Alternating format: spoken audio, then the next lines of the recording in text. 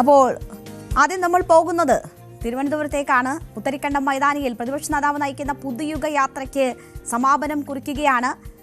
പുത്തരിക്കണ്ടം മൈതാനത്ത് നടക്കുന്ന പൊതുസമ്മേളനം ലോക്സഭാ പ്രതിപക്ഷ നേതാവ് രാഹുൽ ഗാന്ധിയാണ് ഉദ്ഘാടനം ചെയ്യാനിരിക്കുന്നത്.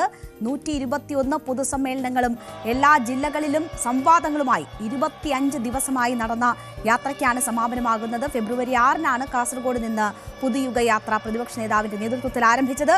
സമാപനത്തോടനുബന്ധിച്ചുള്ള റോഡ് ഷോ പുത്തരിക്കണ്ടത്തേക്ക് എത്തിയിട്ടുണ്ട്.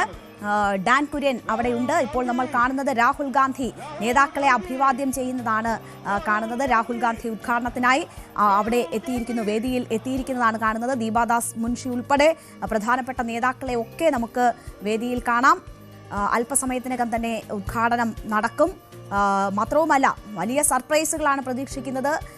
ഈ വരുന്ന നിയമസഭാ തെരഞ്ഞെടുപ്പിനുള്ള ചില പ്രഖ്യാപനങ്ങൾ, അതിൽ ജനങ്ങളെ ലക്ഷ്യമിട്ടുകൊണ്ടുള്ള ചില പ്രഖ്യാപനങ്ങൾ, സർപ്രൈസ് പ്രഖ്യാപനങ്ങൾ ഉണ്ടാകും എന്നതാണ് പ്രതീക്ഷിക്കപ്പെടുന്നത്. മറ്റ് സംസ്ഥാനങ്ങളിലെ പോലെ തന്നെ രാഹുൽ ഗാന്ധി ആ പ്രഖ്യാപനം നടത്തുമെന്നതാണ് കരുതുന്നത്.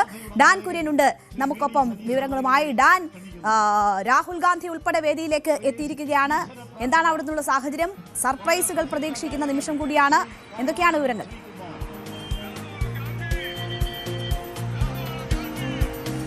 പറഞ്ഞ സമയത്ത് തന്നെ ഈ യോഗം തുടങ്ങിയിരിക്കുന്നു എന്നതാണ് ഏറ്റവും പ്രധാനപ്പെട്ട കാര്യം. സാധാരണയായി ഇത്തരം വലിയ സമ്മേളനങ്ങളൊക്കെ പറഞ്ഞ് വളരെ വൈകിയാണ് തുടങ്ങുന്നത്. പക്ഷേ രാഹുൽ ഗാന്ധി 5 മണിക്ക് തന്നെ പുത്തരിക്കണ്ടം മൈതാനത്ത് എത്തുമെന്നാണ് പറഞ്ഞത്. അത് കൃത്യമായി അദ്ദേഹം പാലിച്ചിരിക്കുന്നു. അദ്ദേഹം 5 മണിക്ക് തന്നെ പുത്തരിക്കണ്ടം മൈതാനത്തെ പ്രധാനപ്പെട്ട വേദിയിലേക്ക് മറ്റ് കോൺഗ്രസിന്റെ ദേശീയ നേതാക്കൾക്കൊപ്പം എത്തിച്ചേർന്നിരിക്കുന്നു. നേതാക്കളെയും പ്രവർത്തകരെയും അഭിവാദ്യം ചെയ്തുകൊണ്ട് രാഹുൽ ഗാന്ധി വേദിയിൽ അദ്ദേഹത്തിന് വേണ്ടി ക്രമീകരിച്ചിരിക്കുന്ന ഇരിപ്പിടത്തിൽ ഇരുന്നിരിക്കുന്നു. മറ്റ് കോൺഗ്രസിന്റെ ദേശീയ നേതാക്കളൊക്കെ വേദിയിലുണ്ട്. സംസ്ഥാനത്തെ മുതിർന്ന കോൺഗ്രസ് നേതാക്കളുണ്ട്.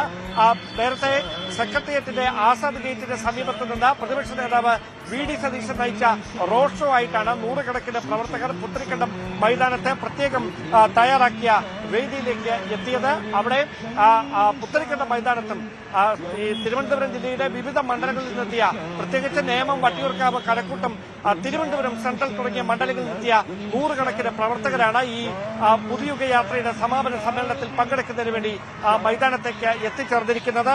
അല്പസമയത്തിനകം ഔദ്യോഗികമായി യോഗം ആരംഭിക്കും.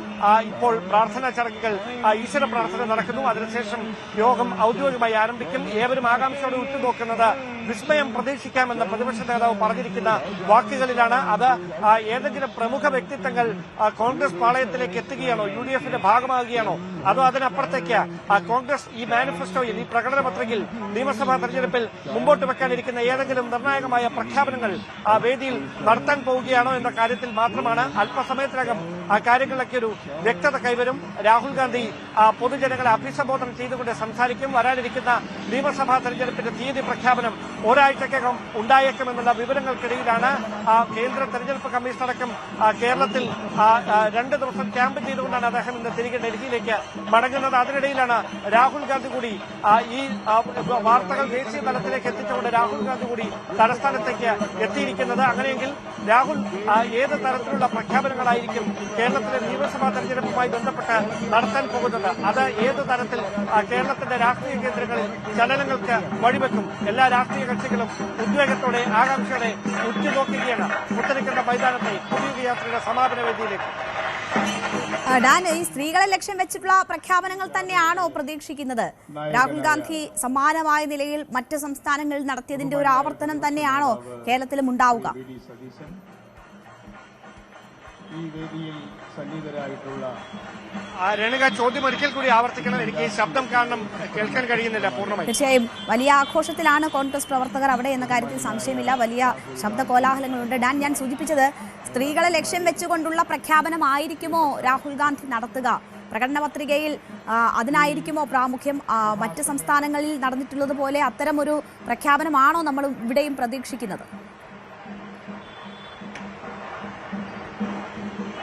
തീർച്ചയായിട്ടും പ്രകടന പത്രികയിൽ കോൺഗ്രസ് ഏത് തരത്തിലുള്ള തെരഞ്ഞെടുപ്പ് പ്രചാരണ പദ്ധതികൾക്കായിരിക്കും മുൻതൂക്കം കൊടുക്കുക എന്ന കാര്യം, അതിന്റെ ഒരു കൃത്യമായ ഒരു മാനിഫെസ്റ്റോയുടെ ഒരു കാരിക്കേച്ചർ അല്ലെങ്കിൽ അതുമായി ബന്ധപ്പെട്ട ഒരു ബ്ലൂ പ്രിന്റ് തന്നെയായിരിക്കും ഇന്ന് ഈ പുതുയുഗ യാത്രയുടെ സമാപന വേദിയിൽ രാഹുൽ ഗാന്ധിയുടെ പ്രസംഗത്തിൽ ഇടം പിടിക്കുക. അതോടൊപ്പം രാഷ്ട്രീയ പ്രചാരണ വിഷയം, പ്രത്യേകിച്ച് തദ്ദേശ തെരഞ്ഞെടുപ്പിനടക്കം UDF-ന് വലിയ നേട്ടം സമ്മാനിച്ചത് ഈ ശബരിമല സ്വർണ്ണക്കള്ളയുമായി ബന്ധപ്പെട്ടുണ്ടായ വിവാദങ്ങൾ, അതുമായി ബന്ധപ്പെട്ട രാഷ്ട്രീയ പ്രചാരണങ്ങളൊക്കെയായിരുന്നു. അതുമായി ബന്ധപ്പെട്ട വിഷയങ്ങൾ വീണ്ടും ഒരു പ്രചാരണ വിഷയമാക്കി നിയമസഭാ തെരഞ്ഞെടുപ്പിലും UDF ഉയർത്തിക്കാണിക്കുമെന്നതിൽ സംശയം വേണ്ട. അതുമായി ബന്ധപ്പെട്ട് ഏത് തരത്തിലുള്ള രാഷ്ട്രീയ പ്രതികരണങ്ങളായിരിക്കും രാഹുൽ ശരി ഡാൻ, നമ്മളിപ്പോൾ കാണുന്നത് ശശി തരൂർ വേദിയിലേക്ക് എത്തുമ്പോൾ പ്രതിപക്ഷ രാഹുൽ ഗാന്ധി ഷേക്ക് ഹാൻഡ് കൊടുത്ത് സ്വീകരിക്കുന്നത് കൂടിയാണ് നമ്മൾ കാണുന്നത്.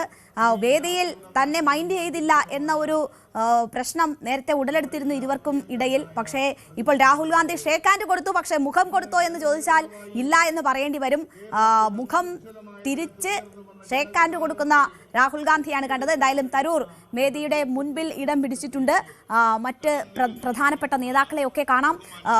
ഒരു കാര്യം കൂടി ഡാൻ, ആരുടെയെങ്കിലും അഭാവം ഇവിടെ ചർച്ചയാകുന്നുണ്ടോ? പ്രധാനപ്പെട്ട നേതാക്കൾ, ഘടകകക്ഷി നേതാക്കളും ഒക്കെ ഉണ്ട് എന്നാണ് ഞാൻ മനസ്സിലാക്കുന്നത്. ആരുടെയെങ്കിലും അഭാവം ഉണ്ടോ വേദിയിൽ? ഈ മഹായോഗം ഉദ്ഘാടനം ചെയ്യുന്നത് എല്ലാ പ്രധാനപ്പെട്ട നേതാക്കളെയും കോർത്തിണക്കിക്കൊണ്ട് തന്നെ എല്ലാവരുടെയും പിന്തുണയും ഐക്യദാർഢ്യവും ഉറപ്പുവരുത്തിക്കൊണ്ട് തന്നെ ഈ പുതുയുഗ യാത്രയുടെ സമാപനത്തോളം എല്ലാ നേതാക്കളെയും ആ വേദിയിൽ അണിനിരത്താൻ കഴിഞ്ഞു എന്നത് തന്നെയാണ് കോൺഗ്രസ് നേതൃത്വത്തിന് മുമ്പിൽ വലിയ ആശ്വാസമായി മാറുന്നത്. കാരണം എറണാകുളത്ത് സംഘടിപ്പിച്ച മഹാപഞ്ചായത്തിന്റെ വേദിയിൽ തനിക്ക് അർഹമായ പരിഗണന ലഭിച്ചില്ല എന്ന വിമർശനം ഉന്നയിച്ചുകൊണ്ടാണ് ശശി തരൂർ പരസ്യമായ വിമർശനം ഉന്നയിച്ചുകൊണ്ട് കോൺഗ്രസിന്റെ രാഷ്ട്രീയകാര്യ സമിതി യോഗത്തിൽ, പ്രത്യേകിച്ച് തെരഞ്ഞെടുപ്പിന് മുന്നോടിയായി സംസ്ഥാനത്ത് നിന്ന് മുതിർന്ന നേതാക്കളെ വിളിച്ച് AICC ആസ്ഥാനത്ത് നിന്ന് ചർച്ചയിൽ നടക്കാൻ അദ്ദേഹം വിട്ടുനിൽക്കുന്ന തരത്തിലേക്ക് കാര്യങ്ങൾ മാറിയത്. പിന്നീട് അങ്ങോട്ട് കോൺഗ്രസിന്റെ ദേശീയ അധ്യക്ഷൻ മല്ലികാർജ്ജുന ഖാർഗെ തന്നെ ശശി തരൂരിനെ അനുനയിപ്പിക്കാനായി അദ്ദേഹത്തെ AICC ആസ്ഥാനത്തെ അദ്ദേഹത്തിന്റെ മുറിയിൽ വിളിച്ചു വരുത്തി മണിക്കൂറുകളോളം ചർച്ച ചെയ്യുന്നതാണ് പിന്നെ രാഷ്ട്രീയ കേന്ദ്രങ്ങൾ കണ്ട. ഒരു ഘട്ടത്തിൽ ശശി തരൂർ പാർട്ടിയിൽ നിന്ന് കൃത്യമായ ദൂരം പാലിച്ച് നടന്നേക്കുമെന്ന ചർച്ചകൾ വരെ ദേശീയ തലത്തിൽ പ്രചരിച്ചു തുടങ്ങുന്നതിനിടയിലാണ് രാഹുൽ ഗാന്ധിയും മല്ലികാർജ്ജുന ഖാർഗെയും അദ്ദേഹവുമായി എല്ലാ തർക്കങ്ങളും പറഞ്ഞ് പരിഹരിച്ച് സംസ്ഥാനത്തെ നിയമസഭാ തെരഞ്ഞെടുപ്പിന്റെ മുഖ്യ പ്രചാരകരിൽ ഒരാളായി തരൂർ കൂടി കാണും എന്ന ഉറപ്പ് നൽകിയത്. അത് ശരിവെച്ചുകൊണ്ട് ശശി തരൂർ കൂടി ഈ വേദിയിലേക്ക് എത്തിയിരിക്കുന്നു എന്നതാണ് ശ്രദ്ധേയം. അങ്ങനെയെങ്കിൽ ഈ നിയമസഭാ തെരഞ്ഞെടുപ്പ് ലക്ഷ്യം വെച്ചുകൊണ്ട് കോൺഗ്രസ് ഉയർത്തുന്ന രാഷ്ട്രീയ പ്രചാരണ വിഷയങ്ങൾ ഏതൊക്കെയാകുമെന്ന കാര്യം ഇന്നത്തെ ഈ പുതുയുഗ യാത്രയുടെ സമാപന വേദിയിൽ വ്യക്തമാകുമെന്ന് ഉറപ്പാണ്. തീർച്ചയായും അങ്ങനെ ഒരുപാട് പ്രാധാന്യം ഇന്നത്തെ ഈ സമാപന വേദിക്കുണ്ട്. ഒത്തൊരുമയുടെ ഒരു സന്ദേശം നൽകുക എന്നതുകൂടി ലക്ഷ്യമിടുന്നുണ്ട് എന്നതാണ് മനസ്സിലാകുന്നത്. പിന്നീട് ആദ്യം സൂചിപ്പിച്ചതുപോലെ തന്നെ എന്താണ് സർപ്രൈസുകൾ, പ്രഖ്യാപനങ്ങൾ ഉണ്ടാകാൻ പോകുന്നത് എന്ന വലിയ ഉദ്വേഗം കൂടിയുണ്ട്. ഏതായാലും രാഹുൽ ഗാന്ധി സംസാരിക്കുമ്പോഴേക്ക് നമുക്ക് തിരിച്ചെത്താം.